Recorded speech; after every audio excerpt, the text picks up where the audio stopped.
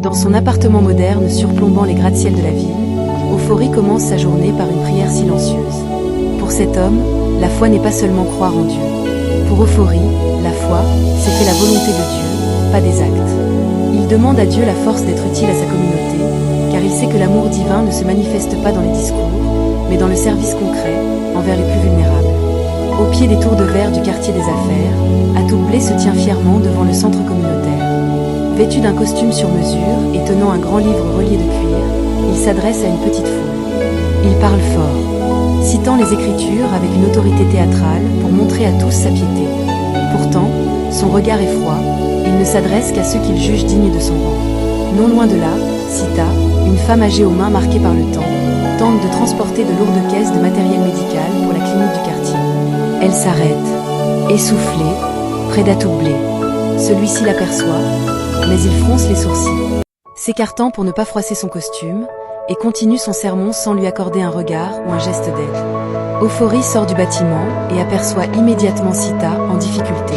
Sans un mot de reproche, il se précipite vers elle avec un regard bienveillant. « Laissez-moi prendre ces caisses, Madame Sita », dit-il avec respect. Il soulève les charges les plus pesantes avec aisance, offrant son bras à la vieille dame pour l'aider à traverser la place animée. En les voyant passer, Atoublé interrompt son discours pour interpeller Euphorie. « Tu perds ton temps avec des tâches subalternes, Euphorie », lance-t-il d'un ton professoral. « Dieu attend de nous que nous prêchions sa parole, pas que nous fassions office de porteurs dans la rue. » Euphorie s'arrête un instant, regarde Atoublé avec une tristesse calme, puis il dit « Atoublé, à quoi sert-on de prêcher la parole de Dieu si nous n'aimons pas notre prochain ?» Et il reprend sa marche avec Sita. Le week-end suivant, la ville organise un grand projet de rénovation des jardins urbains après une tempête. Atoublé est présent, mais il reste à l'écart avec Ozma, une femme influente de la haute société. Ils discutent de théologie de manière abstraite, critiquant le travail des autres bénévoles, tout en veillant à ne pas salir leurs chaussures vernies.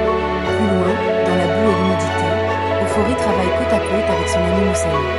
Il déblaye les débris et replante des arbustes avec énergie.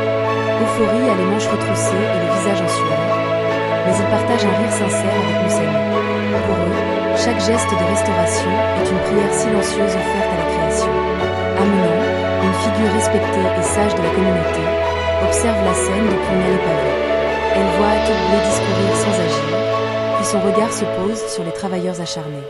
Elle soupire, consciente de la vanité de ceux qui prétendent aimer Dieu tout en refusant de se salir les mains pour le bien de leur prochain. En fin de journée, Amenant s'approche d'Euphorie qui range ses outils.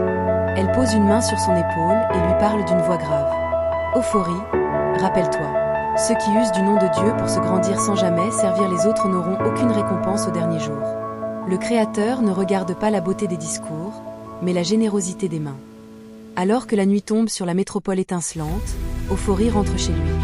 Il passe devant Atoublé qui range ses livres dans sa voiture de luxe, l'air insatisfait malgré ses grands discours. Euphorie, lui, ressent une paix profonde. Il a compris que le vrai chrétien est celui dont la vie est une main tendue,